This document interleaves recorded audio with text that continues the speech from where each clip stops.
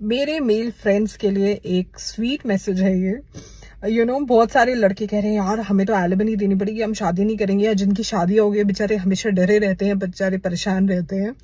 तो I would say कि इतना परेशान होने की बजाय, हर लड़की को डाउट करने की बजाय, आप ये देखिए कि क्या आप अपनी रिस्पॉन्सिबिलिटीज ठीक से निभा रहे हैं।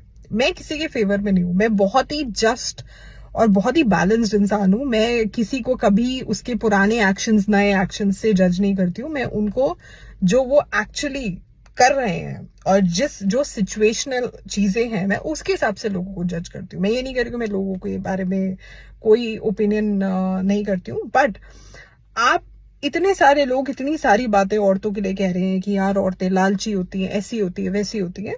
May be there are 5%, 10% of women who are like that, and more women are becoming like that. But उसके पीछे बहुत बड़ा reason है how they were treated for several decades, several centuries, and that probably has triggered this reaction from women.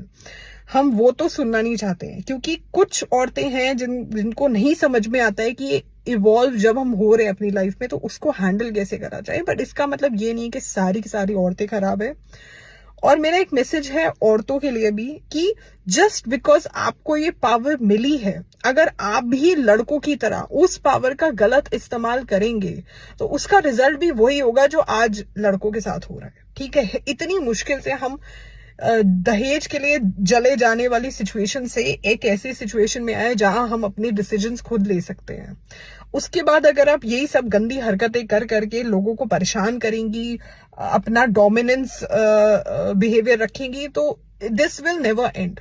So somewhere down the line, somebody has to understand that power doesn't mean domination. Power means sharing, caring, and being that humble person to know what to do with that power. So this is my earnest request to both the genders. Understand the situation. Do not jump to conclusions. Do not assume things. Talk to your partner. Talk to people, and don't make hasty decisions. Make all the pros and cons and then make that decision. Do you want to stay with this person? Do you want to separate? Do you want to get married, not get married? मतलब बहुत सारी चीजें हैं, लेकिन इसका मतलब ये नहीं कि एक जेंडर गलत है, एक जेंडर सही है। सिचुएशनल चीजें होती हैं, उन्हें उसी तरीके से डील करा जाना चाहिए, और एक ब्लैंकेट स्टेटमेंट नहीं देनी चाहिए कि लड़के बुरे होते हैं और लड़कियां बुरी होती हैं। That's the only take I have for the situation.